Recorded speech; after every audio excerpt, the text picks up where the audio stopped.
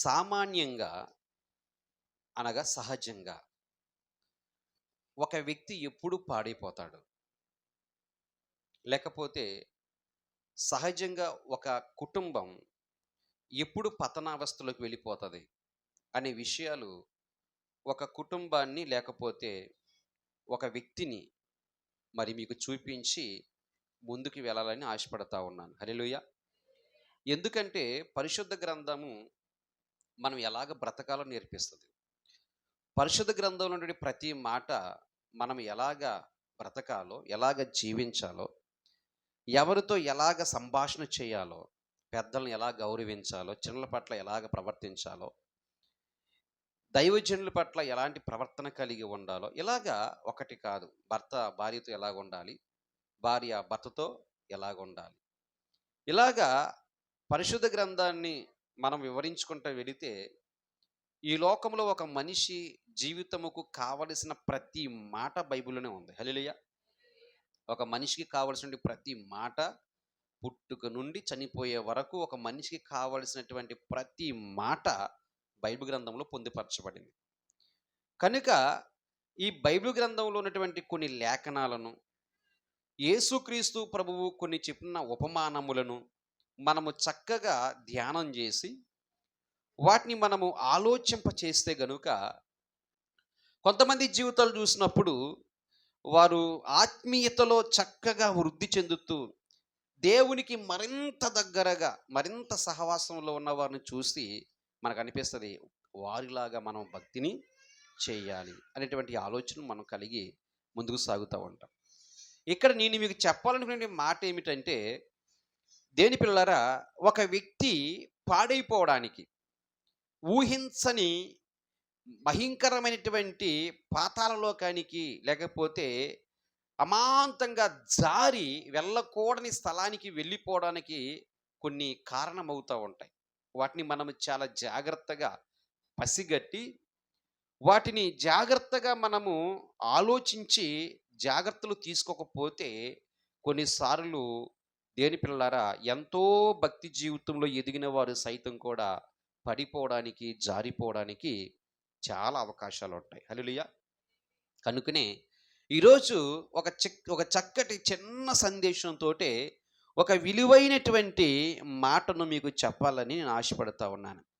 ఇక్కడ మనం చదివాము, ఈ లోకాసు వార్త 12వ అధ్యాయము ఈ 16వ వచనంలో దేవుడు ఒక ఉపమానాన్ని, యేసుక్రీస్తు ప్రభువు ఒక ఉపమానాన్ని తెలియపరిచారు. అదేంటంటే, ఆయన వారితో ఈ ఉపమానము చెప్పెను. ఏమిటి ఆ ఉపమానము అంటే, ఒక ధనవంతుని భూమి సమృద్ధిగా పండెను. హల్లెలూయా! దేవునికి స్తోత్రం కలుగునుగాక. ఒక ధనవంతుని భూమి ఎలా పండిందంట? సమృద్ధిగా పండింది. తంట అంతా ఎక్కడొచ్చిందంటే, ఈ సమృద్ధి అనే కాడే కష్టం వచ్చి పడింది. హల్లెలూయా! దేవుని పిల్లలారా, సహజంగా ఒక మనిషి ఒక స్థాయికి ఎదిగిన తరువాత తన ఆలోచన సరళిలో మార్పులొస్తాయి. తాను చేసే సహవాసాలలో మార్పులొస్తాయి. తాను చేసే చుట్టరికాలలో మార్పులు వస్తాయి. ఆ వ్యక్తి యొక్క అభిరుచులలో కూడా మార్పులు వస్తా ఉంటాయి. దేనిని బట్టి? తనకు కలిగినటువంటి మహాసమృద్ధిని బట్టి. హల్లెలూయా! దేని బిడ్డలారా, అసలు మనిషి పాడైపోవడానికి గల కారణం ఏమిటి అంటే, ప్రప్రథమముగా చెప్పాలంటే ధనమే కారణం. హల్లెలూయా! ధనమే కారణం. మొన్న పిల్లలకి సండే స్కూల్‌కి ఒక కథ చెప్పడానికి నేను ఒక పుస్తకం చూస్తే దాంట్లో ఒక చిన్న స్టోరీ దొరికింది. ఏంటంటే, నాకసలు కథలు చెప్పడం చేత రాదు. చెప్పను కూడా ఎప్పుడూను. కానీ ఇక్కడ చెప్పాల్సొస్తుంది. ఏంటంటే, దేని పిల్లరా, ఒక రాజుగారు ఒక వజ్రం తెచ్చుకుని ఇంట్లో పెట్టుకున్నాడంట. పెట్టుకుంటే ఆయన దాచిపెట్టినటువంటి వజ్రాన్ని ఒక ఎలకొచ్చి దాన్ని తీసుకెళ్ళిపోయిందంట. ఏం చేసిందండి? తీసుకెళ్ళిపోయి మింగేసింది. దాని కడుపులో ఉంది. ఇప్పుడు దేని బిడ్డలారా, ఎలక తీసుకుని వెళ్ళిపోయిందన్న సంగతి రాజుకు తెలుసు. అప్పుడు చాలా చాకచక్యంగా ఎలకలు పట్టుకునేవారు ఉంటారు కదా! వారందరిని పిలిపించి, ఇది సంగతి, నా విలువైనటువంటి వజ్రాన్ని ఒక ఎలుక దొంగిలించింది. దాన్ని మీరు పట్టుకోగలరంటే, రాజా అది ఎంత పని పట్టుకుంటామన్నారు. తీరా ఎళితే, ఆ ఎలక జాడను కనిపెట్టి వెళితే, అక్కడ చాలా ఎలకలున్నాయి. ఒకటి కాదు, 2 కాదు. అందులో అన్ని ఎలకల్లో దేని కడుపులో వజ్రం ఉందని తెలిసిద్ది? ఏమా? తెలిసిద్దా? కానీ ఒక ఎలకలు పట్టుకునేవాడు మాత్రం డైరెక్ట్‌గా వజ్రం మింగేసిన ఎలకను పట్టుకొని తీసుకొచ్చి రాజుగారి దగ్గర పెట్టాడు. హల్లెలూయా! నిజంగానే దాన్ని చంపి, దాన్ని చీల్చి చూస్తే దాని కడుపులో రాజుగారు వజ్రం ఉంది. అప్పుడు రాజుగారు అడిగాడు. ఏమని అడిగాడంటే, "నాయనా, ఇన్ని ఎలకల మధ్యన దానినే నువ్వు పట్టుకొని తీసుకొచ్చి నా దగ్గరికి ఎలా తీసుకొచ్చావు? ఎలాగ వజ్రం పట్టుకున్నావు?" అని అడిగితే రాజుతో అన్నాడంట, "అర్ధాంతరంగా వచ్చి పడినవాడు ప్రజలందరికీ దూరంగా ఉంటాడండి. కలిసి ఉండడు." ఎలా ఉంటాడంట? అప్పటి వరకు కూడా ధనము లేనప్పుడు, డబ్బు లేనప్పుడు అందరు కావాలనుకుంటారంట. పేదవాడు కూడా తనకి చాలా విలువైన వ్యక్తిగా కనపడతాడు. అవునా కాదా? దారెమ్మట భిక్షాటన చేసే వ్యక్తి కూడా దయ కలిగి కాస్తంత భోజనం పెడతాడు. కానీ అది అన్‌ఎక్స్‌పెక్టెడ్‌గా ఒకేసారి ధనవంతుడు అయిపోతే ఎవరితో కలవడండి. కలుస్తాడా? కలవడానికి ఇష్టపడతాడా? కలవడానికి ఇష్టపడడండి. అలాగే ఇది కూడా గర్వంతో ఏమైందంటే, అన్నీ ఒక చోటుంటే ఇదొక చోటుంది. దాన్ని కనిపెట్టి పట్టుకొని తెచ్చాను, దీంట్లో ఉందన్నాడంట. హల్లెలూయా! అంటే దేని బిడ్డలారా, అసలు మనిషి పాడైపోవడానికి ప్రప్రథముగా కారణం ఏమిటి అంటే, మనిషికి కలిగి ఉన్నటువంటి సమృద్ధి, ధనము, ధనాపేక్ష మనిషిని ఏం చేస్తదంటే సమూలముగా పాడు చేస్తది. అందరిని కాదు, జాగ్రత్తగా, జాగ్రత్తగా దేవుని యొక్క వాక్యముతో సరిచూచుకుని బ్రతకకపోతే సుమా, దేవుని యొక్క వాక్యముతో చక్కగా దాన్ని పోల్చుకుని దేవుని యొక్క వాక్యం అనే స్కేల్‌తో కొలుచుకుంటా, ఈ సమృద్ధిలో కూడా నేను ఇలాగ దేవునికి దగ్గరగా ఉంటే నాకు పతనము రాదు అని గ్రహిస్తే గనుక ఆ వ్యక్తి ఎప్పటికీ పాడైపోడు. హల్లెలూయా! అలా కాకుండగా దేని బిడ్డలారా, హఠాత్తుగా తనకేదైనా ధనము లేకపోతే సమృద్ధి కలిగిందనుకోండి, ఏం చేస్తారంటే చాలామంది 100కి 99% ఇలాగే ఉంటారు. ఎలా ఉంటారండి? నాకేం పర్వాలేదు, నాకు విస్తారణ పంటుంది, నేను ఏమైనా ఎలాగైనా బ్రతికిపోగలను అని దేని బిడ్డలారా, దేవుని మీద ఆధారపడడం మానేసి, దేవుని మీద ఆనుకోవడం పూర్తిగా మానేసి, ఎప్పుడైతే దేవుని మీద ఆధారపడడం మానేస్తారో ఆ రోజే ప్రార్థన ఉండదు, ఆ రోజు నుంచి వాక్యము ఉండదు, ఆ రోజు నుంచి సహవాసం ఉండదు, ఆ రోజు నుంచి ఆత్మీయ గీతాలు ఉండవు. చెప్పాలంటే దేని బిడ్డలారా, వారి హృదయం అంతా కూడా దేనితో నిండి ఉంటదంటే సుఖము, సౌఖ్యము, ధనము. హల్లెలూయా! వాటి గురించి మనసు ఆలోచిస్తూ ఉంటది. ఇక్కడ చూస్తే ధనవంతుడు చాలా గొప్ప ధనవంతుడు అయినప్పటికీ కూడా తనకు కలిగినటువంటి ధనము చాలదన్నట్లుగా అక్కడ జరిగిన సంఘటన ఏంటి, ఆ సంవత్సర కాలంలో పంట విత్తాడంట. ఆ సంవత్సర కాలంలో పంట విత్తితేనంట, ఆయన విత్తిన పంట 100% విస్తారంగా ఫలించేసింది. హల్లెలూయా! ఎలా ఫలించేసిందండి?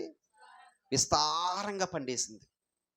పండేసినప్పుడు ఆ పనివారు వచ్చి అన్నారు, నాయనా ధనవంతుడా, గతములో కట్టినటువంటి గిడ్డంగులు ఉన్నాయే, అవి ఇప్పుడు చాలవు, అవి ఇప్పుడు సరిపోవు. ఎందుకంటే నీ భూమిలో నాటిన పంట ఉందే, అది సామాన్యమైన పంట పండలేదు, చాలా విస్తారమైన పంట పండిందయ్యా.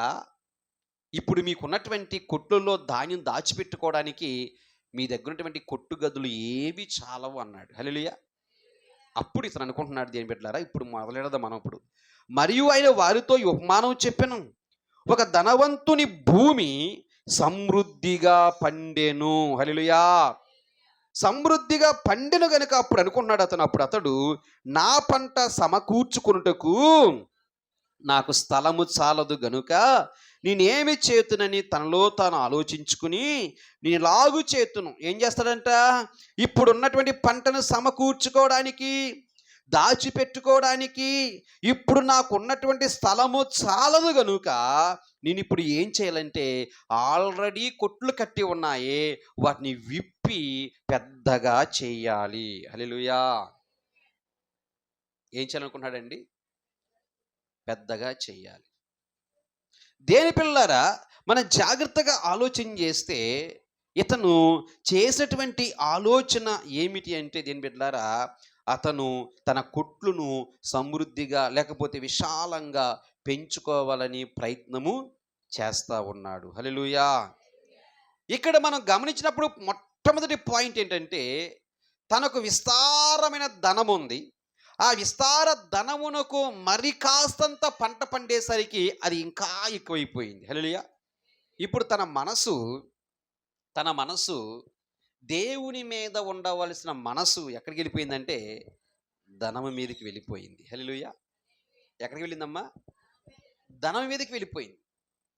ఎప్పుడైతే ప్రియమైన బిడ్డలారా, తన మనసు దేవుని మీద ఉండవలసినటువంటి ఆ మనసు ఎప్పుడైతే తన యొక్క ఆస్తి వైపు, ధనము వైపు ఎప్పుడైతే మరల్చబడిందో, అతడు ఆశలు, ఆలోచనలు, తలంపులు పూర్తిగా దేవునికి భిన్నముగా మారిపోని. హల్లెలూయా!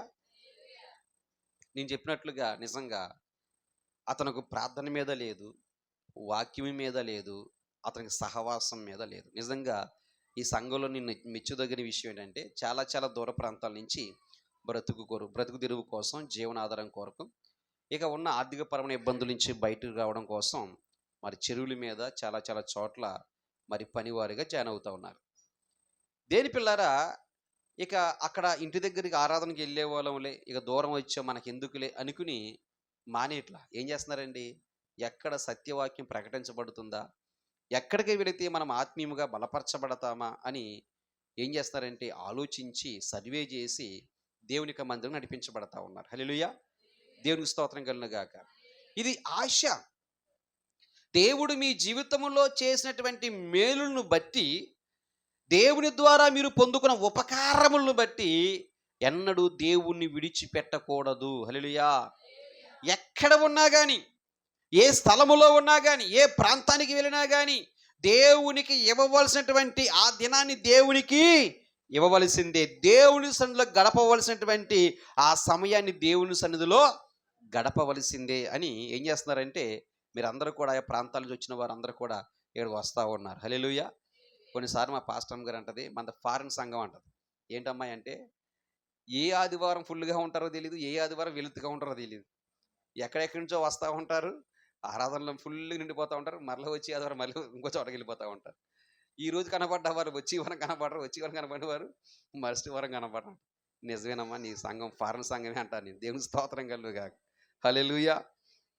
కనుక దేని పెట్టారా ఆశ ఏంటంటే, ఎక్కడ ఉన్నా కానీ, ఎక్కడికి వెళ్ళినా కానీ దేవుణ్ణి ఆరాధించాలి. హల్లెలూయా! నిజంగా ఫిలిప్ గారిని చూస్తే నాకు సంతోషం వేస్తుంది. నేను సేవా పరిచర్య ప్రారంభించిన నాటి నుండి మొట్టమొదటి సంఘం మైప, అక్కడ వారు ఉండేవారు నివాసం. అక్కడ ఒక 3 సంవత్సరాలు వచ్చారు. అక్కడి నుంచి మరలా ఎక్కడ మాయమైపోయి మరలా ఇక్కడికి వచ్చి ఈ సంఘం రావడం మొదలుపెట్టారు. హల్లెలూయా!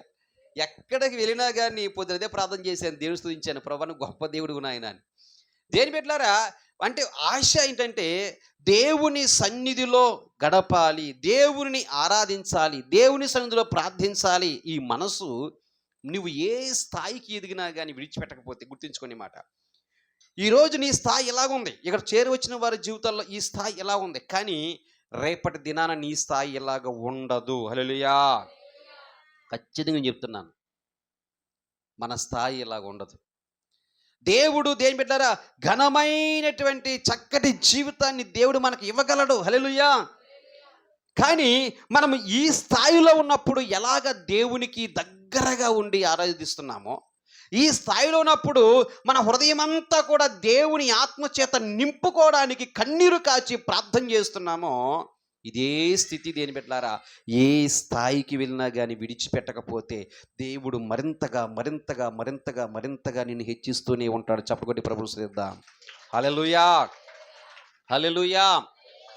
ఇక్కడ చూస్తే దేని బిడ్డలారా, తన జీవితంలో ఎప్పుడైతే ఒక సంపద, ఒక ఆర్థిక పరమైనటువంటి పరిస్థితులు మెరుగుపరచబడ్డాయో, దేని బిడ్డలారా, తను దేవుని యొక్క రాజ్యం గురించి ఆలోచించడం మర్చిపోయాడు, సహవాసం గురించి ఆలోచించడం మర్చిపోయాడు, పరలోక రాజ్యములోనికి ఎలాగ ప్రవేశించాలా అనే తపన గురించి మర్చిపోయి ఇప్పుడు తనకున్నటువంటి ఆస్తిని ఎలాగ దాచిపెట్టుకోవాలా అని ఆలోచించడం మొదలుపెట్టాడు. ఎలాగ దాచిపెట్టుకోవాలా అని ఆలోచించడమే కాకుండా దీనిని ఎలాగ ఆస్వాదించాలి, దీనిని ఎలాగ అనుభవించాలి, ఏ సుఖానికి ఎంత అనుభవించాలి, ఏ సంతోషానికి ఎంత ధనాన్ని ఉపయోగించాలి అని చెప్పి దేని బిడ్డలారా తను ప్రణాళికను వేసుకుంటున్నాడు. తన చుట్టూ ఒక కోట గోడలు కట్టుకుంటున్నాడండి. హల్లెలూయా. తన కొరకు దేని బిడ్డలారా ఒక కోట గోడలే, ఒక చక్కటి అందమైనటువంటి బృందావనాన్ని ఏర్పాటు చేసుకున్నాడు. తన హృదయంలో ఆలోచిస్తున్నాడు. ఏమంటున్నాడు ఇక్కడ?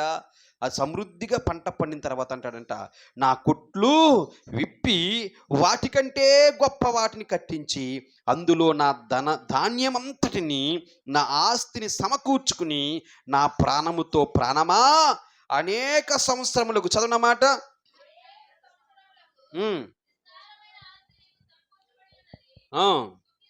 సుఖించుము, తినుము, త్రాగుము, సంతోషించమని. హల్లెలూయా. జాగ్రత్తగా వినాలి.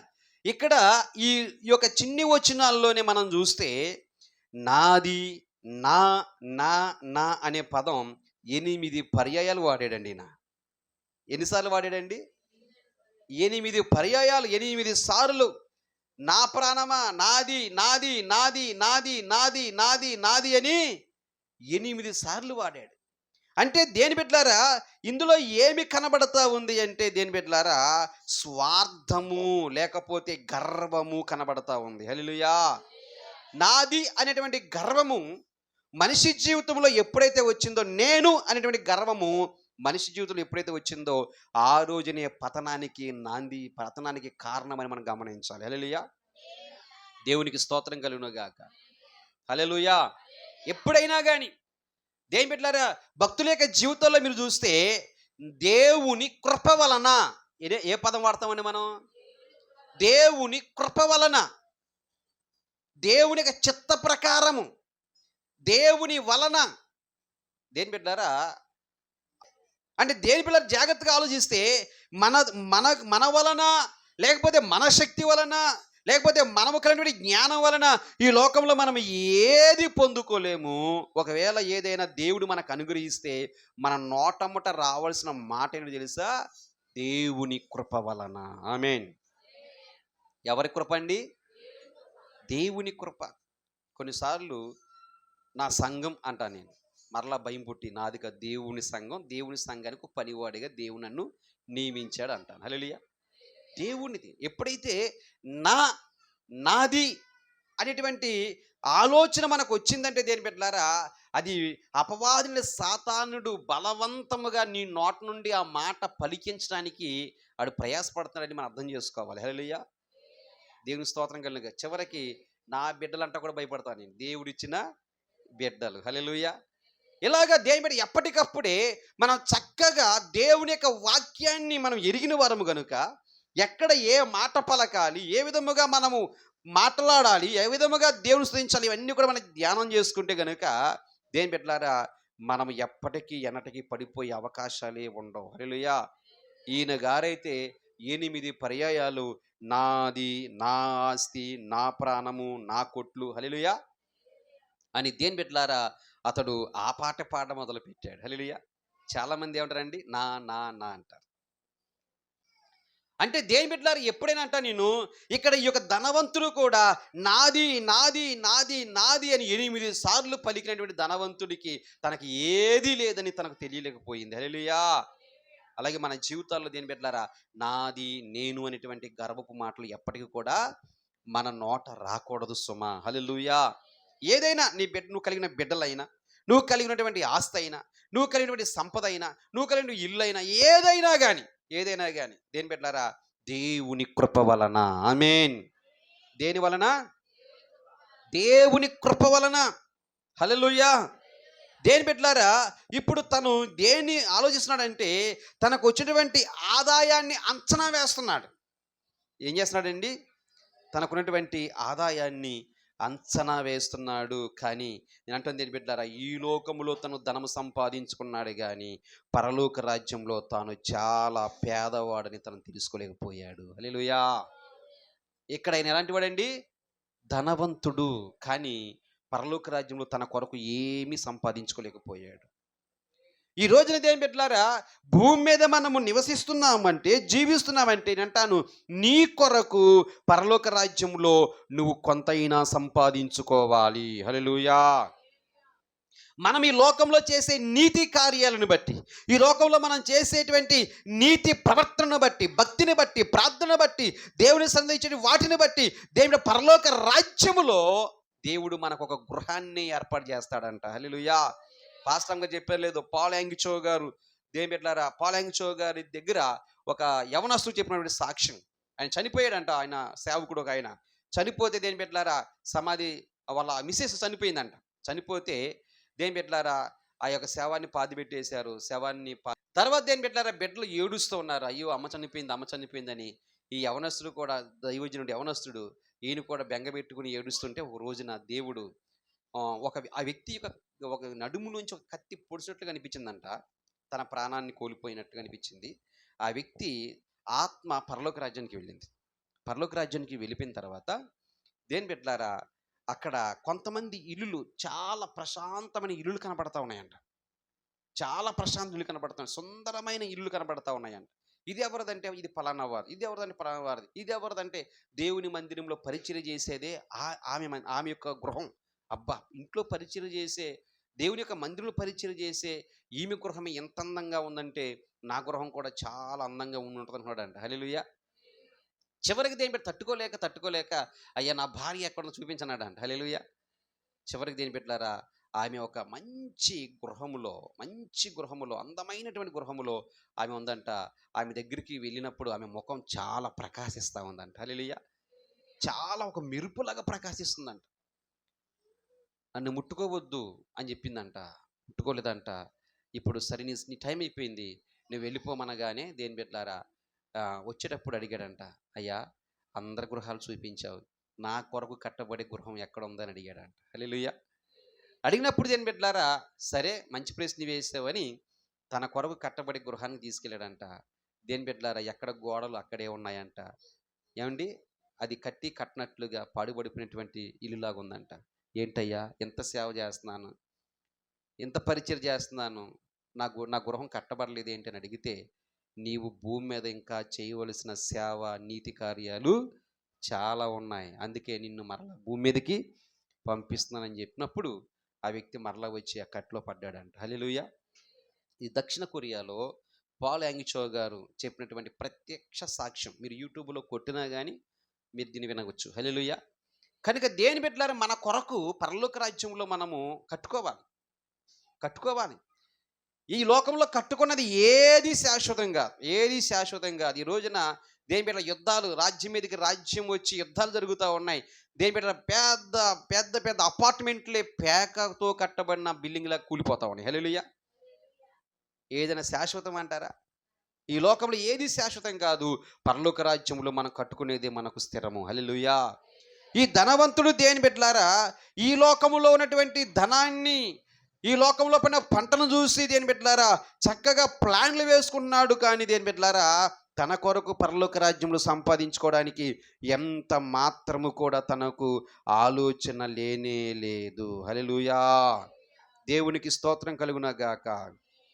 దేని బిడ్డలారా, మరొక మాట చూస్తే ఈ లోకాసు వార్త 12వ అధ్యాయం 19వ వచనం కూడా చూద్దాం. లోకాసు వార్త 12:19లో, నా ఆస్తిని సమకూర్చుకుని నా ప్రాణమా అనేక సంవత్సరములకు విస్తారమైన ఆస్తి నీకు సమకూర్చబడి ఉన్నది, సుఖించుము, తినుము, త్రాగుము, సంతోషించుమని చెప్పుకుందున నేను. హల్లెలూయా!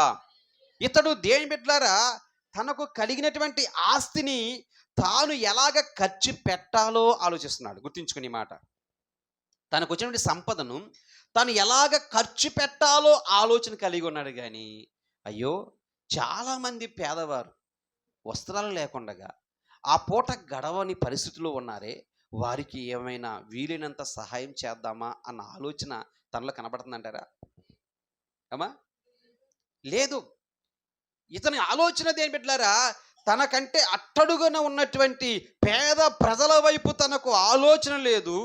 వస్త్రాలు లేకుండా తిరుగుతున్నటువంటి పేదవారి వైపు లేదు, విధవరాల వైపు తన చూపు లేదు. కానీ దేని బిడ్డలారా, తన ఆస్తిని తానే సుఖానుసారమైన సుఖాంతమైన జీవితమును కలిగి బ్రతకాలనుకున్నాడే కానీ పేదల మీద కానీ, పేదవారి మీద కానీ, విధవరాండ్రుల మీద కానీ, తల్లిదండ్రులు లేనటువంటి అనాథుల మీద కానీ ఏ మాత్రం తనకు ఆలోచన లేదు. హల్లెలూయా. ఈ రోజున అంటాను దేని బిడ్డలారా, పేదలను మీరు కనికరించండి, మీరు కనికరం పొందుకుంటారు. హల్లెలూయా. ఖచ్చితంగా చెప్తున్నాను. దేని బిడ్డలారా, ఎప్పుడైతే మనము పేద ప్రజల వైపు మనసు ఉంచి మనకు కలిగి ఉన్న దాంట్లో నుండే వారికి మనం సహాయం చేయగలిగితే దేని బిడ్డలారా, ఆ ఆనందం, ఆ తృప్తి చాలా గొప్పగా ఉంటుంది. హల్లెలూయా. దేవునికి స్తోత్రం కలుగును గాక. ఒక ఉదాహరణ చెప్తాను నేను. పరిశుద్ధ గ్రంథంలో మత్తయి సువార్త 25, 24 అధ్యాయంలో అక్కడ దేవుడు అంటాడు, అయ్యా, అక్కడ అంటారు, కుడి ప్రక్కనేమో గొర్రెలు, ఎడమ ప్రక్కనేమో మేకలు.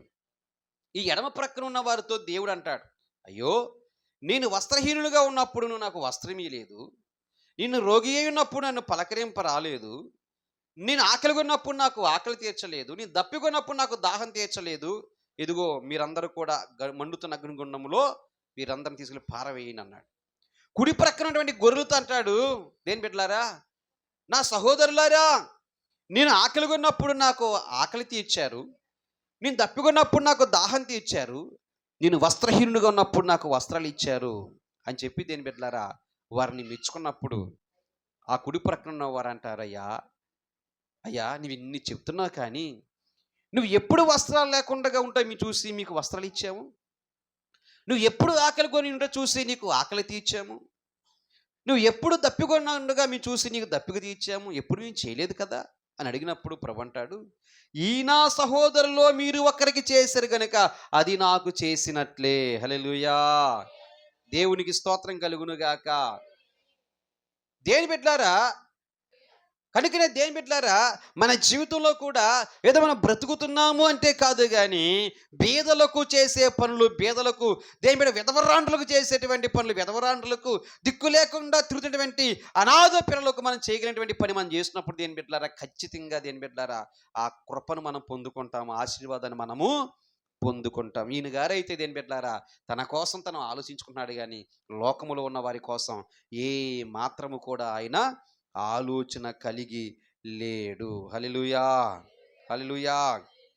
ఇక్కడ అంటాడు దేని బిడ్డలారా 19వ వచనంలో, నేను అనేక సంవత్సరాలు అంట, అనేక సంవత్సరం విస్తారమైన ఆస్తి నీకు సమకూర్చబడినది, సుఖించుము. తన ప్రాణంతో చెప్పుకుంటున్నాడు ఏమంటే అనేక సంవత్సరాలు. హల్లెలూయా. అనేకమైన సంవత్సరాలు తన ఆస్తి ఉంటదనుకున్నాడు, కానీ ఆ రాత్రి తన ప్రాణం పోద్దని తనకు తెలియదు. హల్లెలూయా. అనేకమైన సంవత్సరాలు తనకు కలిగినటువంటి ఆస్తి స్థిరంగా ఉంటుంది అనుకున్నాడు, కానీ తన శరీరములో ఉన్నటువంటి ప్రాణము మాత్రం దేని బిడ్డలారా అది స్థిరం అనుకున్నాడు లేదో, కానీ నిజంగా దేని బిడ్డ దాని గురించి ఆలోచన లేడు. ఇది ఎంతవరకు ఉంటుంది, అనేక సంవత్సరాలు ఉంటుందా అని ఆలోచించలేదు. అనేక సంవత్సరాలు తన ఆస్తి ఉంటుందని ఆశించాడు, కానీ అక్కడ దేవుడు మాట్లాడుతున్నాడు దేని బిడ్డలారా 20వ వచనంలో, అయితే దేవుడు అంటున్నాడు, వెర్రివాడా, ఈ రాత్రి నీ ప్రాణమును అడుగుచున్నాను, నీవు సిద్ధపరిచినవి ఎవరివి అగునని అతనితో చెప్పాను. హల్లెలూయా. హల్లెలూయా. ఏంటంటే ఎవరిదవుతాయంట? ఈ రాత్రి వెర్రివాడా, వీటిని చూసి నువ్వు మురిసిపోతున్నావు, వీటిని చూసి అతిశయపడుతున్నావు, అయితే ఇవి స్థిరం అనుకుంటున్నావు, కానీ స్థిరము కాని నీ ప్రాణం ఈ రాత్రి అడిగితే నీవేమైపోతావు. హల్లెలూయా. ఇవన్నీ ఏమైపోతాయి, ఇవన్నీ ఏమైపోతాయి అని చెప్పి దీని బిడ్డలారా మాట్లాడుతున్నాడు. ఏబు గ్రంథము 8వ అధ్యాయం 8వ వచనం చూసి చదవండి ఒకసారి. మనము నిన్నటి వారమే, మనకు ఏమీ తెలియదు, భూమి మీద మన దినములు నీడవలే ఉన్నవి. హల్లెలూయా. ఎలా ఉన్నాయంటండి మన దినములు? నీడవలే ఉన్నవి. ఇప్పుడు కనబడిన గంట కనబడదు, కనిపిస్తుందండి? కనిపించదు. మనిషి జీవితానికి గ్యారెంటీ లేదు, అవునంటారా? మనిషికి గ్యారెంటీ అనేది లేదు. అందుకే మనము ఒక వ్యక్తులముగా అంటే దేవుని యొక్క పిల్లముగా మనం నాటబడి ఆత్మీయ స్థితిలో పెరుగుతున్న మనము దేని బిడ్డ ఎలా ఉండాలంటే ఒక సైనికుడు ఎప్పుడు యుద్ధానికి ఎలాగైతే ఎప్పుడూ సిద్ధంగా ఉంటాడో దేవుడు పిలవగానే పరిశుద్ధమైన జీవితాన్ని కలిగి ప్రభువుని చేరుకోవడానికి ఎప్పుడు సిద్ధంగానే ఉండాలి. హల్లెలూయా. ఎప్పుడు కూడా నా బిడ్డ నువ్వు రెడీ అంటే ఐఎమ్ గెట్ రెడీ డాడీ అనాలి. హల్లెలూయా. నేను ఎప్పుడు సిద్ధంగానే ఉంటాను ప్రభు అనాలి. కానీ మనం ఏం చేస్తామంటే దీని బిడ్డలారా వాయిదాలు వేసుకుంటాం. ఈ రోజు కాదు రేపు, రేపు కాదు ఎల్లుండ, ఎల్లుండ కాదు ఆ తర్వాత, ఆ తర్వాత కాదు నెల, అప్పుడు బాప్తీస్తాం, అప్పుడు రక్షణ, అప్పుడు ప్రభు బల్ల. దేని బిడ్డలారా ఇలాగా వాయిదాలు వేసుకుంటూ తిరుగుతూ ఉంటాం. కానీ దేని బిడ్డలారా భయంకరమైన ప్రమాదాలు వాటిల్తో ఉన్నాయి. జాగ్రత్త. రాత్రి అంతా పడుకున్నారు కేరళలో. దేని బిడ్డలారా ఆ రాత్రికి రాత్రి కొండ చీరలు విరిగి ఆ గ్రామాలు తెల్లారేసరికి గ్రామ ఛాయలే కనపడలేదంటండి. గ్రామం ఎక్కడుందో కనిపెట్టలేనంత భయంకరంగా మొత్తం దేని బిడ్డలారా కొండ చీరలు విరిగి ఇళ్ళ మీద పడితే వాళ్ళు చెప్తున్న మాట తల ఒక చోట ఉందంట, కాలు ఒక చోట ఉందంట, మొండి ఒక చోట పడి ఉన్నాయంట. ఇంత భయంకర ప్రమాదాలు. మనం కూడా చెప్పాను ఏం బిడ్డారా, మనిషి జీవితానికి గ్యారెంటీ లేదు. ఇది వరకు మనుషులు రోడ్డు మీద వెళ్తే మనుషులు చంపుతారేమని భయపడేవారు. ఈ రోజున కుక్కలే చీల్చి చంపేస్తున్నాయి మనుషుల్ని. ఒక వీధిలో కుక్కలు మనిషిని చంపేసినాయి అంటే మరొక వీధిలో ఎద్దులు పొడిచి చంపేసినాయి అని మరొక వార్త. దేని బిడ్డ ప్రపంచంలో మనిషికి దేని బిడ్డ గ్యారెంటీ లేదు. ఎవరు ఎలాగ చచ్చిపోతారో తెలియదు. మొన్న ఒక వీడియో చూస్తే నాకు చాలా బాధ. చిన్న పిల్ల స్కూల్కి వెళ్తా ఉంటే బ్యాగ్ తగిలించుకుని కుక్కలు పడి దేని బిడ్డల మీద పడి చీల్చేసినాయి అని మనిషిని. కుక్క వీధిలో చచ్చిపోతే దానికి దేని బిడ్డలారా జాగ్రత్తలు తీసుకుంటున్నారు. మరి ఎన్నడూ కూడా కుక్క చావడానికి వీలు లేదని బద్ద తీసుకున్నారు. కానీ అదే మనిషి కుక్క చేత చచ్చిపోతే ఎందుకు చచ్చిపోయాడా, కుక్కలు ఎందుకు కలిసాయని విచారం చేసేవారు లేరు. ఈ రోజున మనిషి ప్రాణం కంటే ఏది విలువగా ఉందంటే కుక్క, ఎద్దు విలువగా ఉన్నాయి. ఈ రోజున చాలా ఘోరంగా ఉంది. మనిషి జీవితానికి సెక్యూరిటీ లేదు, భద్రత లేదు, గ్యారెంటీ లేదు. కనుకనే దేవుడు అంటాడు, మనము నీడ వంటి వారము, ఎప్పుడు ఏమవుతామో ఎవ్వరికీ తెలియదు. మనము నిన్నటి వారమే. మనము ఎవరమండి? నిన్నటి వారమే. హల్లెలూయా. ఈ ధనవంతుడు అనుకుంటున్నాడు ప్రియబిడ్డలారా, నేను చాలా ధనవంతుడను. హల్లెలూయా. నేను చాలా ధనవంతుడు అనుకుంటున్నాడు. కానీ ప్రభు అంటున్నాడు, నువ్వు చాలా పేదవాడివి అంటున్నాడు. హల్లెలూయా. 21వ వచనం చదవండి. దేవుని ఎడల ధనవంతుడు కాక తన కొరకే సమకూర్చుకునేవాడు అలాగనే ఉండునని చెప్పాను. హల్లెలూయా. అనుకున్నా నేను చాలా ధనవంతుడిని, ఎంత కాలము తినినా కానీ, ఎలాగ ఆస్వాదించినా కానీ నాకు ఏ మాత్రము కూడా వెలుతూ ఉండదు, నేను చాలా ధనవంతునని విర్రవీగిపోతున్నాడు. హల్లెలూయా. కానీ దేవుడు అన్నాడు, పిచ్చోడా, నువ్వు ధనవంతుడివి కాదు, నువ్వు చాలా పేదవాడివి. హల్లెలూయా. నువ్వు చాలా పేదవాడివి. నువ్వు ఈ భూమి మీద సంపాదించుకుని కొట్లు కట్టుకున్నావేమో కానీ, గిడ్డంగులు కట్టుకున్నావేమో కానీ, పరలోక రాజ్యంలో నీకంటూ పూచిపు పుల్ల కూడా నువ్వు సంపాదించుకోలేకపోయావు. పరలోక రాజ్యంలో నీ కొరకు ఏది నువ్వు సంపాదించుకోలేకపోయావు అని చెప్పి అంటాడు. దీని బిడ్డలారా, దేవుని ఎడల ధనవంతుడు కాక. హల్లెలూయా. దేవుడైతే ఆ వ్యక్తిని ధనవంతులా చూడట్లా, భేదవాళ్ళ చూస్తూ ఉన్నాడు. హల్లెలూయా. నేను అంటాను దీని బిడ్డలారా, ఈ రోజున మనకు గొప్ప ధననిధులు లేకపోవచ్చు, వెండి బంగారాలు మనం కలిగి ఉండకపోవచ్చు, మేడలు మిద్దులు మనం కలిగి ఉండకపోవచ్చు. నేను అంటాను దీని బిడ్డలారా, దేవుని దృష్టిలో నీవే ధనవంతుడవు. హల్లెలూయా. దేవునికి స్తోత్రం కలుగును గాక. దేవుని దృష్టిలో నీవే ధనవంతుడివి. దేవుని దృష్టిలో నీవే గొప్ప ధన సంపన్నుడివి. హల్లెలూయా. కొంతమంది అనుకుంటారు, అయ్యో నా కనీస అవసరాలు తీర్చుకోవడానికి కూడా దగ్గర డబ్బులు లేవు, సరైన వస్త్రాన్ని ధరించడానికి కూడా దగ్గర డబ్బులు లేవు, సరైనటువంటి రుచికరమైన పదార్థాలు తినడానికి కూడా విందు భోజనం చేయడానికి దగ్గర డబ్బులు లేవు అనుకుంటున్నావేమో. హల్లెలూయా. ఇక్కడ జీవించే జీవితంలో నువ్వు ఎంత శ్రమ అనుభవిస్తున్నావు అని చెప్తున్నాను, ఎంత కష్టం అనుభవిస్తున్నావో, ఎంత భయంకరమైనటువంటి దేని బిడ్డ పేదరికాన్ని అనుభవిస్తున్నావో అంత గొప్ప సౌఖ్యం పరలోక రాజ్యంలో అనుభవిస్తావు. హల్లెలూయా. దేవునికి స్తోత్రం కలుగును గాక. నేను చెప్తా ఉంటాను, నువ్వు నడిచేది రోడ్ల మీద కాదు, బంగారం మీద నడుస్తావు. హల్లెలూయా. ఎక్కడ నడుస్తారండి? బంగారపు వీధులు నడుస్తాం. దేవునికి స్తోత్రం కలుగును గాక. కనుక ప్రియమైన దేని బిడ్డలారా, మనం జాగ్రత్తగా పరిశీలన చేద్దాం. ఈ రోజున ఇక్కడ ప్రభు అన్నాడు, ఒరే బాబు, నేను ధనవంతుని అనుకుంటున్నావు, నువ్వు ధనవంతుడిగా పిలువబడాలనుకుంటున్నావు, కానీ నువ్వు ఎలాంటి తెలిసిన దృష్టిలో నువ్వు ఒక వెర్రివాడవు. హల్లెలూయా. దేవుడు ఏమన్నాడండి ఆయన్ని? వెర్రివాడా అన్నాడు. ధనవంతుడా అన్నాడా? తన మట్టుకు తాను ధనవంతుడు అనుకున్నాడు, కానీ దేవుడు అన్నాడు, ఒరే పిచ్చోడా, నువ్వు ధనవంతుడు కాదురా, నువ్వు వెర్రివాడివి అన్నాడు. హల్లెలూయా. దేవునికి స్తోత్రం కలుగును గాక. నేను అనట్లేదు, దేవుడే అంటున్నాడు. అవునా కదా? చదవనా మాట. అయితే దేవుడు, వెర్రివాడా, ఈ రాత్రి నీ ప్రాణము అడుగుచున్నాను. అతనితో చెప్పాను. హల్లెలూయా. ఎవరిదవుతుంది నీ ఆస్తి? ఓ వెర్రివాడా, ఈ రాత్రి నువ్వు కన్ను మూస్తే నీ ఆస్తి అంతా ఎవరికి వెళ్ళిపోతుంది? చూడండి, కీర్తనలు 39:6. మనుషులు వట్టి నీడ వంటి వారై తిరుగులాడుదురు, వారు తొందరపడుట గాలికే కదా. వారి ధనము కూర్చుకొందురు గాని అది ఎవనికి చేజిక్కునో వారికి తెలియదు. హల్లెలూయా. వారు సంపాదించుకుంటారు, కూడబెట్టుకుంటారు, కానీ తనంతరం ఎవరికి వెళ్తుందో తెలియదు. అనుకుంటాడు, నా కొడుకుకే వెళ్ళాలి అనుకుంటాడు. అనుకుంటాడండి. నీ సంపాదించినటువంటి ఆస్తి అంతా నా కొడుకే వెళ్ళాలనుకుంటాడు. తీరా చనిపోయిన తర్వాత కూతులు కూడా కేసేస్తారు. అది ఎన్ని రకాలుగా ఎన్ని మొక్కలు అవుతుందో ఎవరికి తెలియదు. ఈ మొక్కలు పంచుకునే తరుణంలో ఎన్ని తలలు పగులుతాయో తెలియదు, ఎన్ని బంధాలు బంధుత్వాలు ఎన్ని విడిపోతాయో తెలియదు. అప్పటి వరకు అక్క అక్క అక్క నీవే నా ప్రాణం, చెల్లి చెల్లి నీవే నా ప్రాణమే అని నువ్వు 2 చీరలు కొనుక్కుంటే ఓ చీర చెల్లికి అంటావు. ఏమ్మా, 2 జతల గాజులు కొనుక్కుంటే ఒక జత గాజులు అక్కకి అంటావు. కానీ ఆ రోజు వచ్చిన తర్వాత ఏం చేస్తారండి? అగ్గు పుల్లలు వేస్తే బొగ్గుమనేలాగా తయారవుతారు. దేనికోసం ఇదంతా కూడా? ఆస్తి, ధనం. అన్నాడు, మనము నీడ వంటి వారమే, నువ్వు సంపాదించేటువంటి ఆస్తి ఎవరిదగునో నీకు తెలియదు.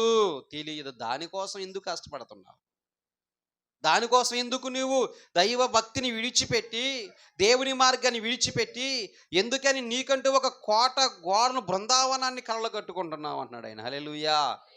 దేని బిడ్డలారా, కావాలి, ఎప్పటి వరకంటే బ్రతకడానికి కావాలి, కానీ మన భక్తిని మరుగు చేసే ధనం మనకొద్దు. అర్థమైందా? నువ్వు దేవుని యొక్క చెప్పు చేతల్లో ఉండి నువ్వు ఏ స్థితికి ఎదిగినా కానీ నువ్వు కలిగి ఉన్న భక్తిని కోల్పోకుండా ఉంటే దేవుడు ఎంతైనా ఇచ్చేస్తాడండి. హల్లెలూయా. దేవుడు ఎంతైనా ఇచ్చేస్తాడు. ఆయన ఆస్తికి కర్త అయిన. హల్లెలూయా. సమస్త గుప్త నిధులు ఆయనవే, ఎంతైనా ఇచ్చేస్తాడు. కానీ దేవుడు ఎందుకనివాడంటే, మనం ఒక స్థితికి వచ్చేసరికి గర్విష్ఠులం అయిపోతాం. నాకేం పర్వాలేదు అనుకుంటాం. అవునా కదా? నాకేం పర్వాలేదు, నేను చక్కగా బ్రతికేస్తాను అనుకుంటారు. అందుకనే దేని బిడ్డలారా, మనిషి యొక్క జీవితంలో పాడైపోవడం గల ప్రధాన కారణం ఏమిటంటే, పాడు చేసేది ధనమే. హల్లెలూయా. అంటాడు కదా దేని బిడ్డలారా పరిశుద్ధ గ్రంథంలో, సూది బెజ్జంలో ఒంటైనా దూరుతుందేమో కానీ ధనవంతుడు పరలోక రాజ్యంలో ప్రవేశించుట అసాధ్యము. హల్లెలూయా. సూది బెజ్జం ఎంత ఉంటుందండి? దాంట్లో ఈ ఒంటి దూరొచ్చేమో, కానీ ధనవంతుడు పరలోక రాజ్యం అసంభవం అన్నాడు దేవుడు. అంటే దేని బిడ్డలారా, ధనవంతులు ఎలా ఉండాలండి? చాలా జాగ్రత్తగా ఉండాలి. ఇప్పుడు మనం అందరం మిడిల్ క్లాసే. దేవుడు మనం ధనవంతులు చేసినప్పుడు కూడా మనం ఎలా ఉండాలంటే చక్కగా తగ్గి ఉండాలి. హల్లెలూయా. దేవునికి స్తోత్రం కలుగును గాక. కానీ కొంతమంది ఎలా ఉంటారో తెలుసా? అస్సలు ఏమి విన్నప్పుడు దేవుని అంటి పెట్టుకుంటారు. అన్నీ వచ్చిన తర్వాత దేవుడా ప్రార్థన వెళ్దాంలే, చేద్దాంలే. కుటుంబ ప్రార్థన జరుగుతుంది రండి అంటే మనోడు ఏసీలో పడుకుంటాడు. అప్పుడైతే వెళ్ళి ప్రార్థన అనగానే ఫస్ట్ ప్రారంభ ప్రార్థన పాటల కోసం తాపత్రయం పడేవారు. ఇప్పుడు ఏం చేస్తారో తెలుసా? ఏసీలు వచ్చేసినాయి కదా, ప్రతి ఇంట్లో ఏసీ ఉందామనే కదా. కానీ దేని బిడ్డలారా, మనం ఏ స్థితికి ఎదిగినా కానీ ఇప్పుడు మనం మిడిల్ క్లాస్లో ఉన్నాం అందరం కూడా. అంటే ధన్యులు. దేవుడు మనం ప్రేమించి ఒక ఉన్నతమైన స్థితి రేపు భవిష్యత్తు కాలం ఇస్తాడు, ఖచ్చితంగా ఇచ్చును గాక. ఆమేన్. అందరము కూడా దేని పెట్టారు, ఒక ఉన్నతమైన స్థితిలో ఉండాలి ఉండాలి. ఎందుకంటే అనేక మంది పేదవారి వైపు మనం చూడాలి, వారికి మనం సహాయం చేయాలి గనుక మనం ఒక మిత్తైన స్థితిలోనే ఉండాలి. ఆమేన్. హల్లెలూయా. దేవునికి స్తోత్రం కలుగును గాక. కనుక దేని బిడ్డలారా అనుకున్నాడు, తన తన పేదల కోసం ఆలోచించలేదు, తన కోసం తను ఆలోచించాడు. దేవుడు అంటాడు, నువ్వు ధనవంతుడు అనుకుంటున్నావురా బాబు, నీవు వెర్రివాడివి అని పేరు పెట్టాడు దేవుడు. హల్లెలూయా. హల్లెలూయా. ఈ రోజున మనం వెర్రి వాళ్ళముగా ఉండకూడదు. ఎలా ఉండాలండి? తెలివి కలిగిన వారముగా ఉండాలి. దేవునికి స్తోత్రం కలుగును గాక. ఎప్పటికప్పుడే దేవుని యొక్క వాక్యాన్ని సరిపోల్చుకుంటూ, మన పరిస్థితి, మన స్థితిని గమనించుకుంటూ, మనం ఎప్పటికప్పుడే భక్తిని కాపాడుకుంటూ ముందుకు వెళ్ళినప్పుడు మనం పడిపోము, జారిపోము. అతి ఉన్నతమైన స్థితి దేవుడు మనకిచ్చి అనేక మందికి సహాయకులుగా, సహకారులముగా నిలబడుదుముగాక. ఆమేన్. నాకు అనిపిస్తుంది